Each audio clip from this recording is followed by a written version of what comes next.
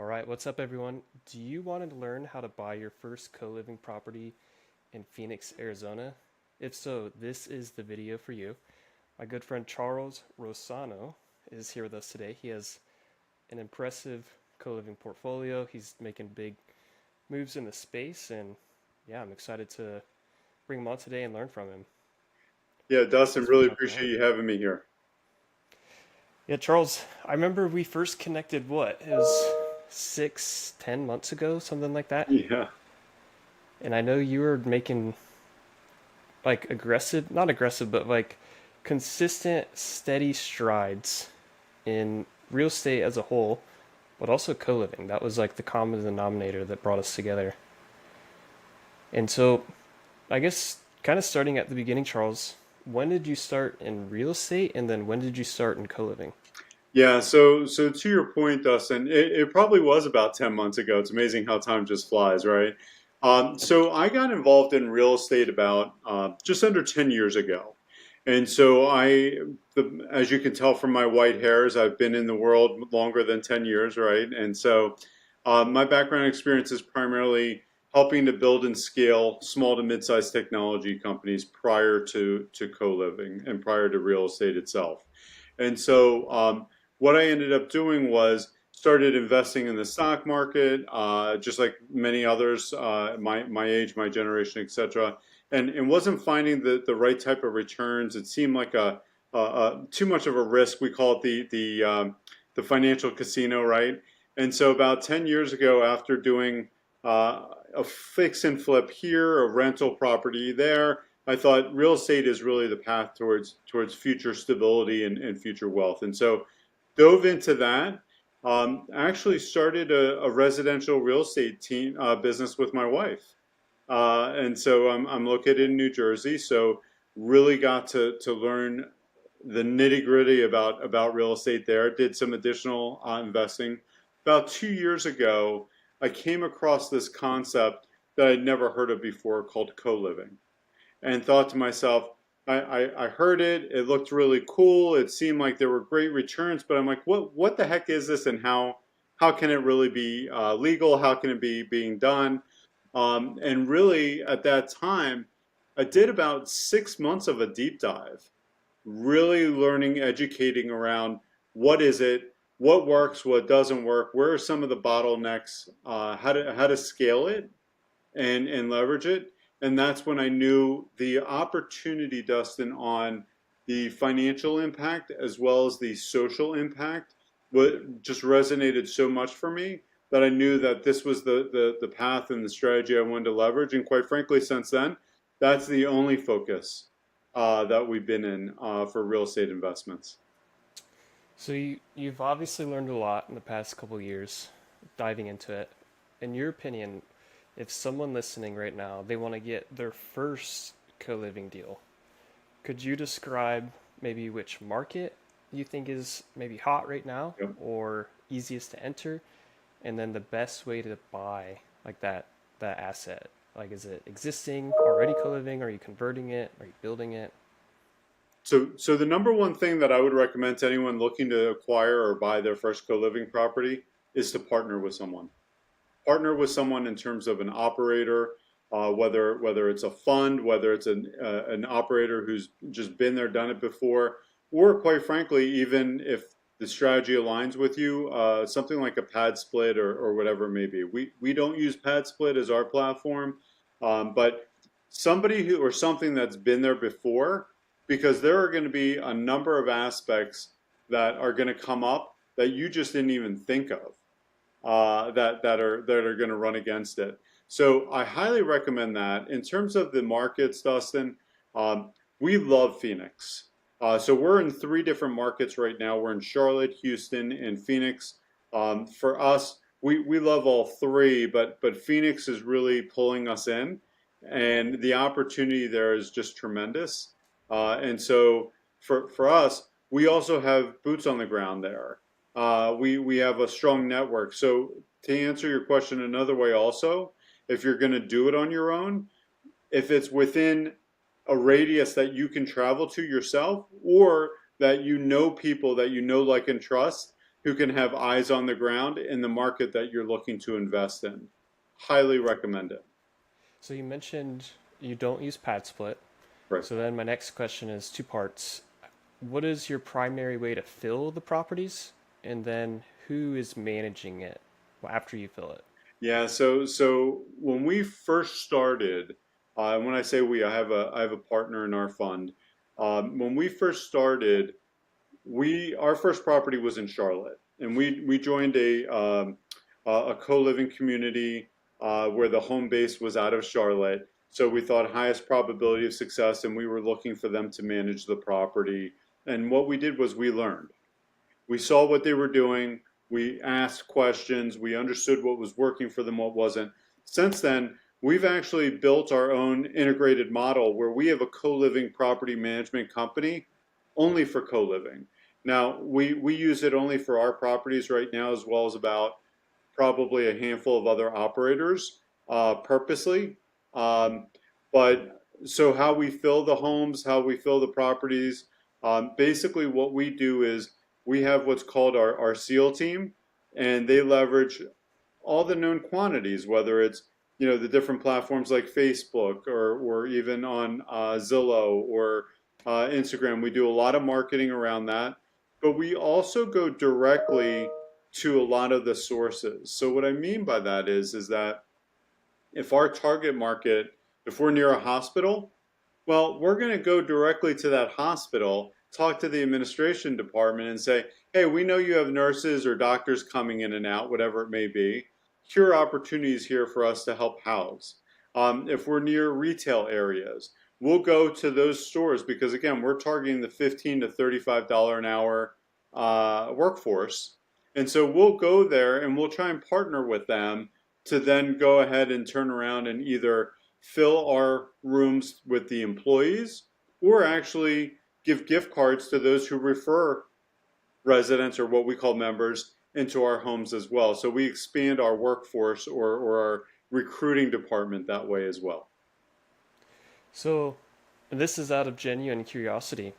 When I hear people, you have people local, like going to the hospitals and stuff, how are you paying them? Are they salary? Are they per project? Are you like getting them a cut of the equity? Or like how do you structure that? So we do a referral bonus. So we basically say, hey, look, if you fill a room, you get X amount of dollars. And however you do that, here are recommended strategies in which to leverage that. And if they go find 10 other people and they offer them $20 gift card or whatever it may be to help fill the room, then they make the delta, right, between that. And then it just becomes Mm. a multiplier from that. So rough ballpark, let's say in Phoenix, you're paying this referral bonus. Is it a certain percentage of the first month rent? Like you know how a lot of property managers they'll do half and stuff like that. Yeah, I mean, for no, it's nowhere near that. So we're pretty much doing somewhere around, depending on the market, Dustin. I would say it's probably around $100 to fill the room. So it's very affordable, very cost effective, but it's very helpful for those who want to do it as well. And if you have a portfolio where you're doing it in volume, it becomes more meaningful. Yeah, yeah. Okay, so let's say I know when we last spoke, you guys have a healthy number of rooms where you need a team to operate at the size you're at. Do you have so the property management side? It's in house. You mentioned. Is it? Are you outsourcing through VAs or how do you? What does that structure look like? Yeah, so we're upwards of about 200 units now, and so and we still have aggressive strategies to triple that in relatively short order. So it's a combination or a hybrid, Dustin. So what we do is we do have a VA team, and so absolutely they're taking a lot of the part of our escalation process, if you will. They're fielding some of the calls, they're helping to coordinate and facilitate, but we absolutely have boots on the ground. And so we do have a salaried employee at in each market that is acting as that true property manager, so to speak, and making sure that everything is being run the way it should be. And we're not necessarily talking though about a 30-year veteran property manager that has to do that. As a matter of fact, a couple of our property managers are actually relatively young and inexperienced, just very creative, good critical thinkers, and we have strong SOPs and technology that we leverage. Yeah, yeah, I love that. And essentially, I mean, are you at the stage where you're just paying them from the cash flow? We are, we are. Nice. So and we're able to scale it that way. So let's backtrack a little bit. Let's say your first, so you're at 200 rooms now. Let's say going from zero to your first, I don't know, 30 rooms. How would you describe what that looked like? Was it organized chaos or did it just fall into place perfectly and you're like, man, I love this. Let's keep going. The answer is yes. Yeah. So it was a little bit of both. So we actually acquired our first property in December of last year.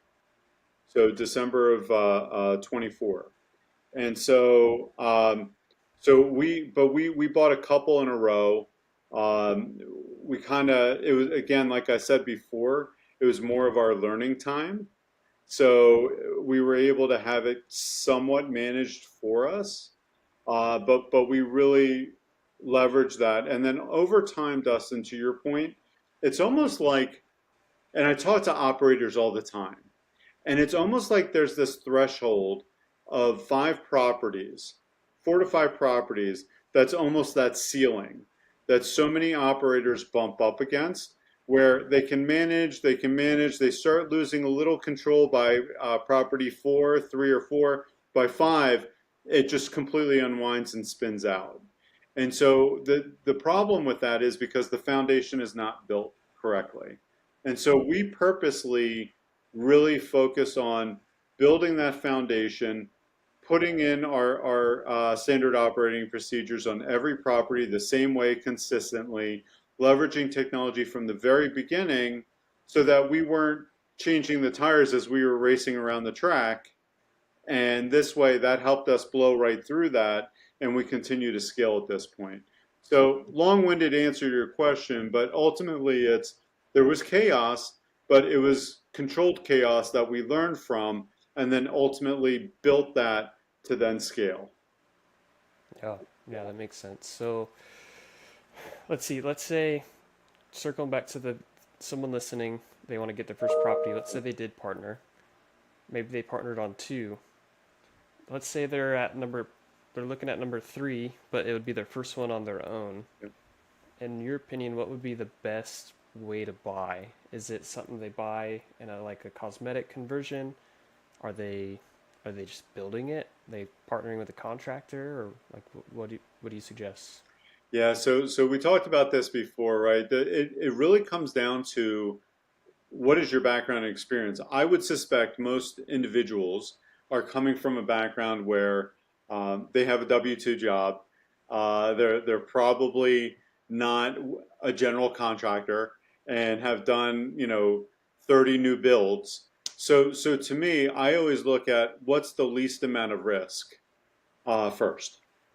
And so whether you're acquiring a property through even creative finance or you're doing it through standardized financing, whatever it may be, to me, I would always recommend the first property. Find something online. Find a property that's for sale on the market right now. Days on market, sellers, in most areas in the country, there are opportunities for deals out there. Try and be patient, find the right deal in a home that is in very good condition, that's going to only take a little bit of conversion, maybe a little bit of rehab along the way also, but you can learn from that. So as you're making mistakes, because you're going to make mistakes, it's not as impactful as what you would mention, acquiring a completely distressed home or doing even a ground up construction where there's just so many more pockets of opportunities to find errors or miscalculate or delays, whatever it may be. So mitigate your risk first. Find a property that's on the market, minimal conversion, minimal rehab, get up and running, learn from your experience, and then continue to grow from there. Yeah, that makes sense. So, I mean, you're at 200 rooms now. You're in three markets. What type of acquisition are you doing? Are you, is it the big rehabs? Are you building? Like, what is the cream of the crop for you? Our primary focus is on distressed properties. So we'll go acquire single family homes or small multifamily through that are off market through a multitude of different strategies, and they're significant rehabs.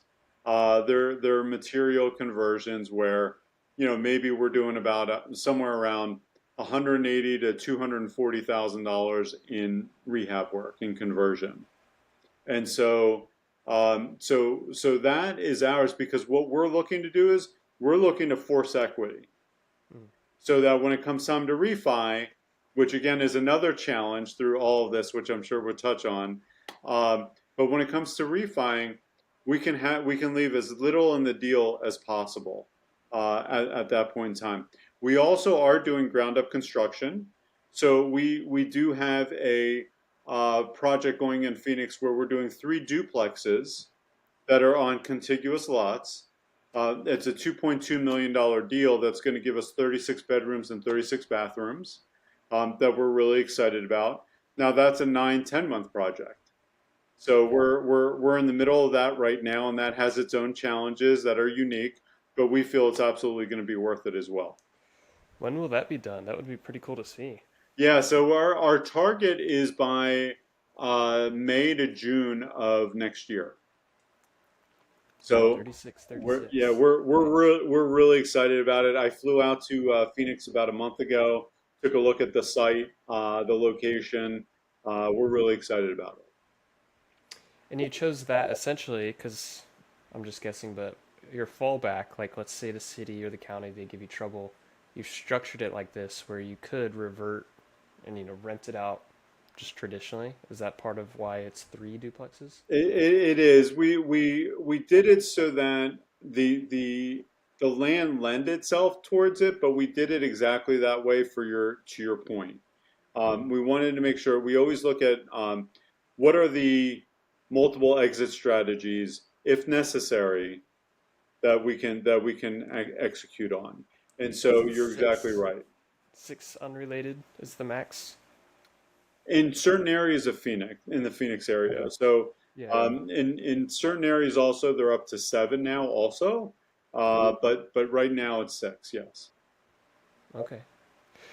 Well, cool. So you raise capital for your deals, right? If I remember correctly, you specifically are doing it through a fund and accredited investors. correct. Is that accurate? Yes, it is. Okay, so if someone wants to invest with you, what is the best way to do that? How do they go to your fund or reach out to you? Yeah, that's great. So you can reach me. Obviously, I'm on LinkedIn, so you can reach out to me directly there. Our website, which is cohavencapital.com. But again, feel free to reach out to me on LinkedIn. And not only, Dustin, I appreciate that, not only from an investment perspective, but I just enjoy talking about co-living. So Yeah. even if you have questions or you're bumping up against any challenges or looking for additional insight, I'm happy to get on a quick call and give you whatever 2 cents I have to help you navigate. Love it. All right, last question. You've obviously taken massive action since you started specifically in co-living. What is something that you know now that you wish you could like go back in time when you're about to start co-living and tell yourself, or you wish you already knew? It could be small, it could be big, somewhere in between. So I would say that just being transparent, I think that one of the things that I would do is lean more from the very beginning into the community feel of the home. So one of the things that we've learned over time is that for the way we structure our properties, so for example, we have members who stay for 6 months, 9 months, or 12-month terms. They're not weekly or monthly. So that tends to attract a certain individual who is looking for potentially some level of community or culture within the home, within the property. And so we didn't think about that in the very beginning. So we were just looking at it as, hey, here's a great opportunity. It's cost effective for certain people, great returns. Let's just do it. And so what we learned over time was if we formulate more of a community feel within the home, A, it's just a much better experience for the individuals, for the members within the home. And I'll give you examples as to how we do that. But B, it also increases or builds relationship equity amongst the members so that if there are any challenges or miscommunications or misunderstandings, they're able to navigate it much easier than escalating all the way to 1,000 on conversation number one. And then thirdly, quite frankly, just being sticky, having them wanting to stay within the home, wanting to renew, enjoying the environment that they're a part of. So some of the examples that we do, you know, one of our homes, they love to cook. So every other Friday, we buy and send ingredients for a home cooked meal that they all cook on Friday evenings together. Another property of ours, we have a garden in the backyard. And so the members, the majority of them love to garden, get their hands into the soil, do it together, grow vegetables, whatever it may be. So it's really understanding property by property, home by home, what the personality and culture is, what they're looking for, and then leaning into that. Love it. Makes sense. All right, you guys heard him. If you want to just even talk about co-living or park some money in some of their deal flow or at least investigate it, Charles Rousano on LinkedIn. Thanks, everyone. Really appreciate it. Thank you, Dustin.